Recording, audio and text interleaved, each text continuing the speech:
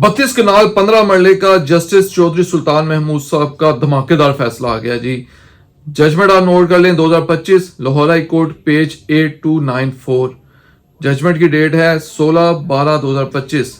Civil revision में ये फैसला किया गया है, 2014 से ये पेंडिंग थी।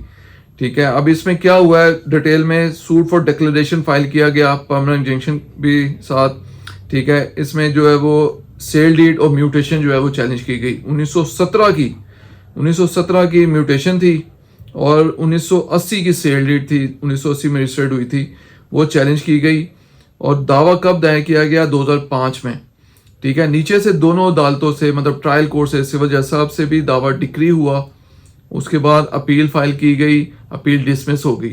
ठीक है, कंकरेंट जजमेंट्स हैं, उनके अगेंस्ट सिविल रिवीजन फाइल की गई, जो इसका फैसला ये आपके सामने चल रहा है इस टाइम। ठीक है, अब इसमें जो है वो दोनों जो है वो फैक्ट्स डिस्कस किया गया, नीचे अदालतों में डिटेल में जजमेंट्स पास की गई। लेकिन जैसा हमने लिखा, दो अहम पॉइंट्स जो हैं वो बीच में भूले गए, मतलब उनको डिस्कस ही नहीं किया गया।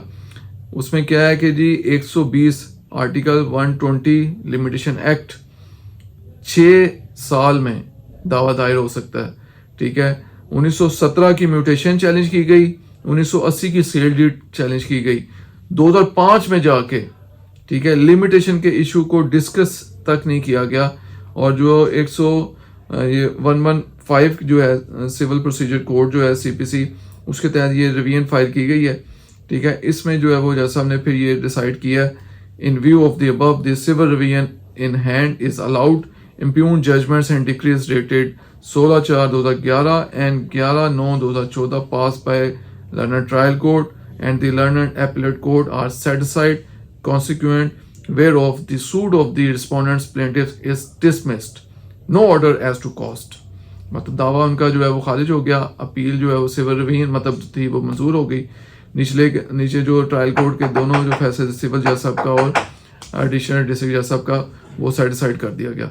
लिमिटेशन जो है 6 साल में ये जो दायर हो सकता था दावा, suit for declaration, permanent injunction जो है, लेकिन जो है वो 2005 में जाकर दायर किया। 1980 की जो है वो जो सेल डीड चैलेंज की गई, 1917 का जो है म्यूटेशन इंतकाल जो चैलेंज किया गया।